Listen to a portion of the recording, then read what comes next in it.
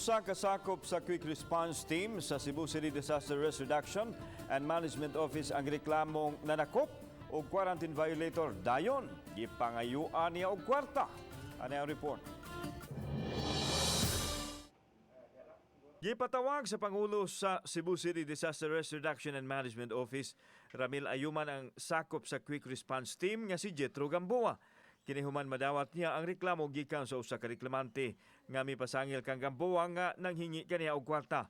Nasayran nga gisita sa kawani ang babae tungod kay wa kini magsulob og face shield ug ana usab kini sa gawas bisan og curfew hour na. Gibabagan usab kini niyang makasakay og taxi tungod kay wa lagi magsulob og face shield. Gipalusot lang ko ng babae kauban ang bana dihang nihatag kini og 420 pesos. Ang gihimo ni Gamboa gipablatter sa reklamante sa barangay Sanglit mao na lang kadto ang nahabili niyang kwarta. Kuha sa o kanang ana siya nako. Nga pila pa ka minutes ana nanon siya. Sige ma'am, para dili mo masamok. Bayari lang to. Pila man ni kwarta diha.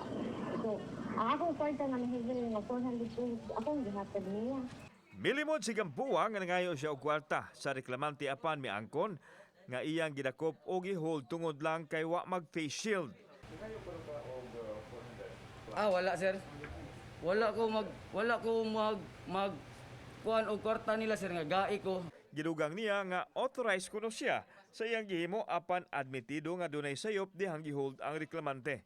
Basta naala mo fish shield duha, pwede na ta mo pasakyon sa taxi nga kuyugi lang imong asawa. Samtang giklaro ni Ayuman nga ang primary function ni Gamboa isip QRT member mao ang pagresponde sa mga alarma o emergency. Mahimo sila makapamadlong apan dili kini otorisado nga manakop.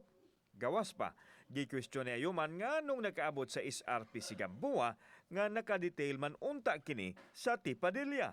Nay katungod ang QRT, but usa mo ka team, mubantay mo sa mga simbahan para mamadlong di manakop. Giklaro ni Ayuman nga ipaubos gihapon sa due process ang reklamo o kon mapamatud-an nga adunay sukaranan. Dili na marinyo ang kontrata ni Gamboa sa City Hall.